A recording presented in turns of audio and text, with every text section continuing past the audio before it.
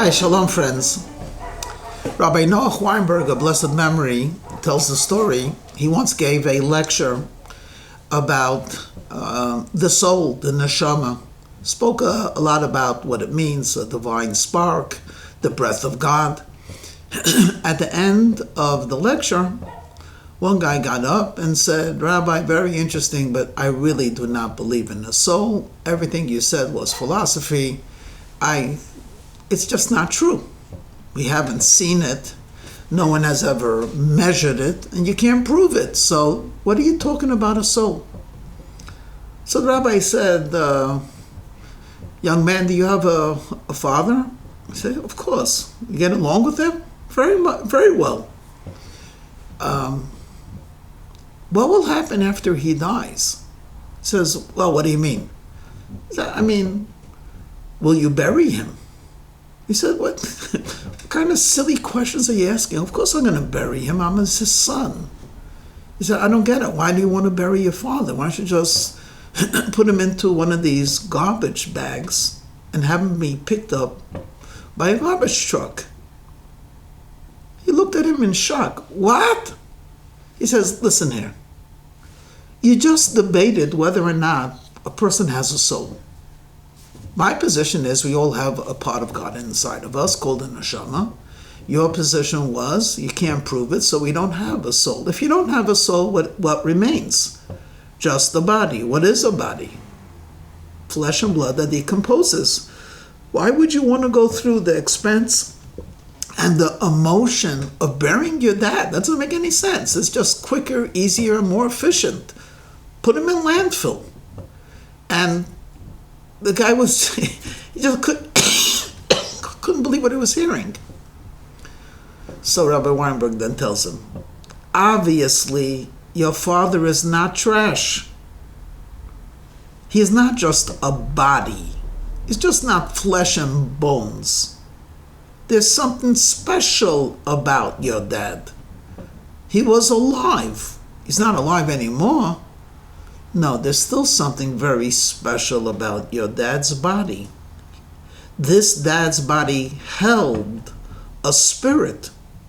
This body held a personality.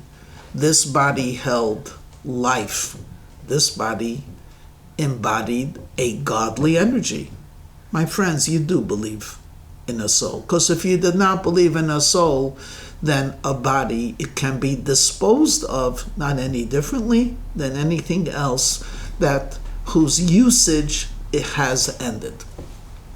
And this, my friend, is the way I'm going to begin. It's not a comfortable subject, but I figured the best way to do it is just deal with it forthright. When a person burns a body, and they have a fancy name for it, it's called cremation, what you are demonstrating directly or indirectly is you deny the truthfulness that life is godly and that a soul spent 70, 80, 90 years in this vessel, and this vessel has absorbed both the fragrance and the personality and the very being of a soul.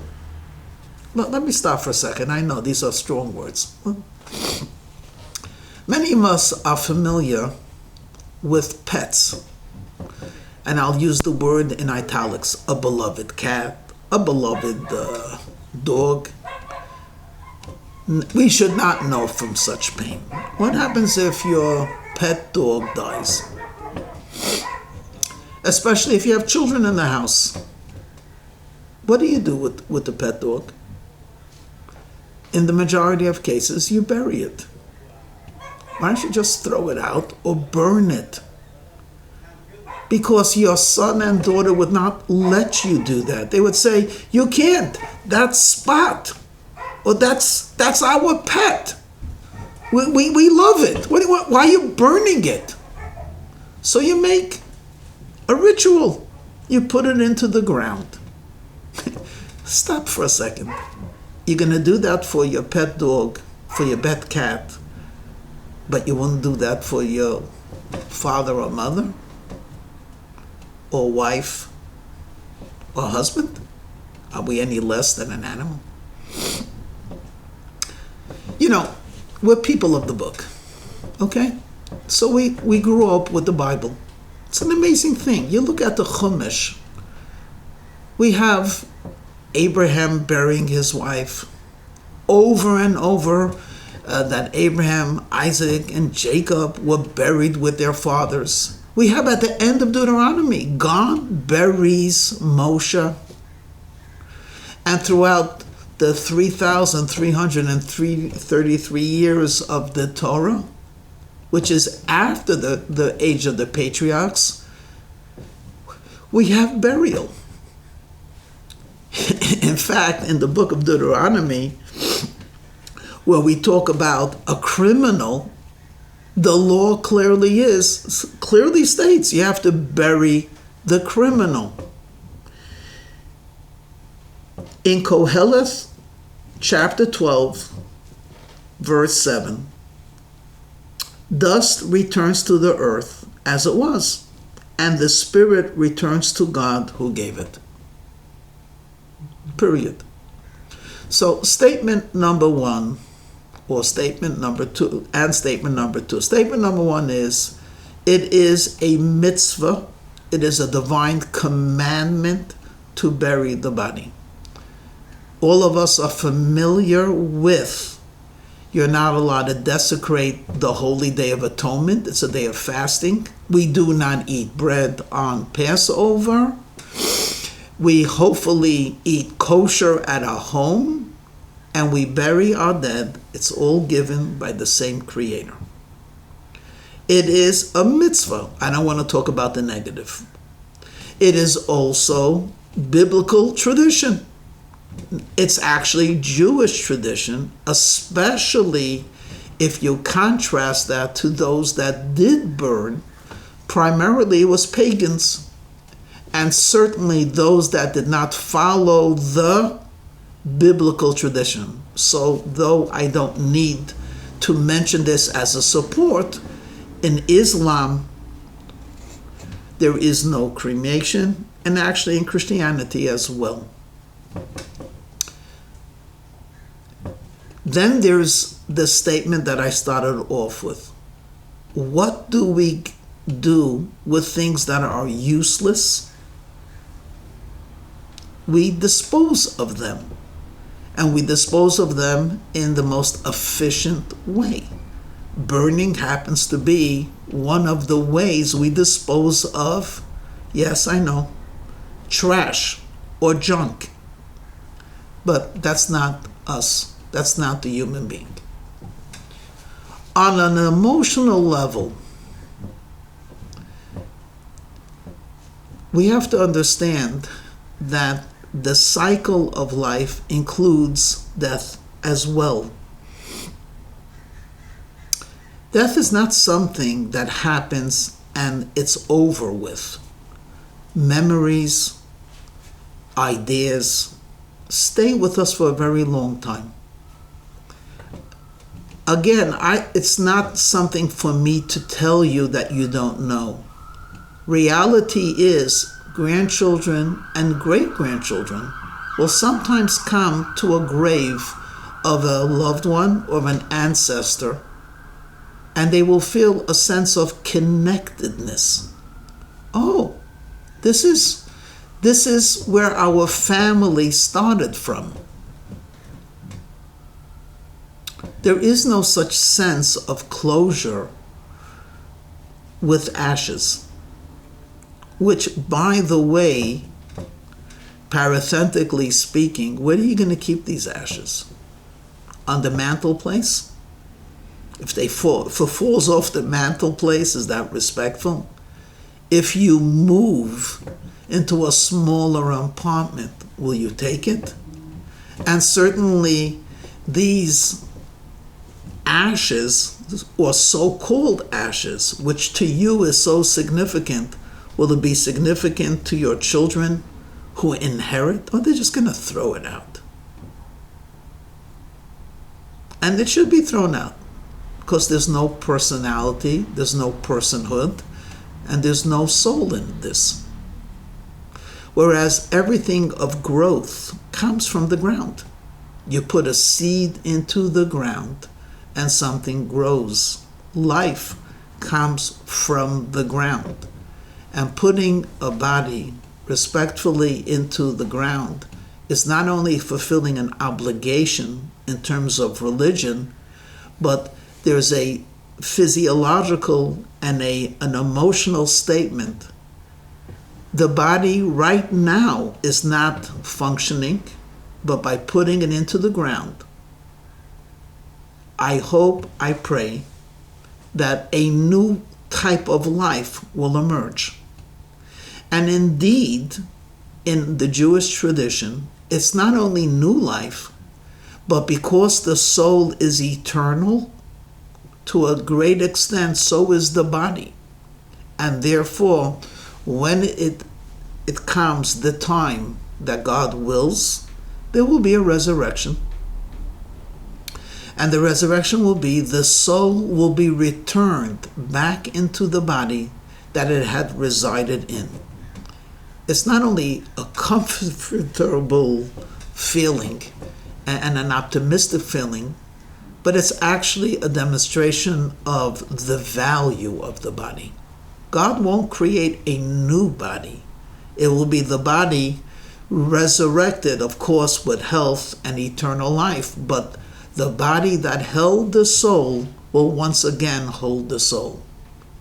Heaven forbid, if burning a body is a conscious decision, with the knowledge that it is against Torah, and it's against tradition, and it's of pagan nature, and it's disrespectful, etc., we deny the possibility of resurrection for the soul. So it becomes an eternal, shameful thing.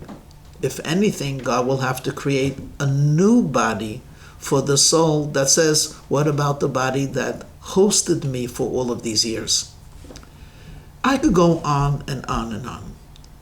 Let me merely point out one more observation. The body and the soul are intertwined. When a person stops breathing, and we call that the moment of death, the soul does not leave the body completely. There's actually a gradual departure of the soul from the body. And it takes place over 7 days, and over 30 days, and finally over 12 months. And as the soul elevates, and the connection between it and the body gets weaker, consequently, the body actually disintegrates. When, heaven forbid, you take a body and you burn it, which is a very ugly, very, very ugly, and very distasteful. And that's why people don't see it. They sit outside in the reception room and they think it's so quick, and it's hours, between 2 and 3 hours. I don't even want to talk about it. Then the soul is being forced out of the body without any of the time to acclimate, so to speak. So it's not only an injustice to the body, which is being abused and destroyed, but it's an injustice to the soul as well. So if there's any one of you that are listening and thinking about what will be after I die, what instructions should I leave those people that love me, the instruction should be, please bury me in a respectful way according to the traditions that my faith dictates. Plain and simple. P.S. Postscript. What happens if people put down in their will or explicitly say, I want cremation? In Jewish law, we would say their wishes should not and cannot be respected. Why? because the statement was said to a great extent not only in ignorance, but in a certain form, following the norm. It's, well, people are doing it, so that's what I will do. But when the soul sees the truth in terms of its elevation, it would then plead with you, do not abuse the host that hosted me, and do not hinder me from my spiritual journey. And they go together. So the greatest favor that you could do, the last favor you could do for a loved one, is to bury them. No one buries themselves. We need others to do that for us. So though they might have said, okay, just burn my body, get it over with, it'll be quick, you are not permitted and should not listen to that, because it is not for their benefit nor their true desire. Let us hope and pray that very, very soon the Mashiach will come, will usher in a world of eternal life, essentially. And the resurrection of the dead will take place sometime after the coming of Mashiach. And then thoughts and YouTubes like this will not be necessary anymore. Shalom.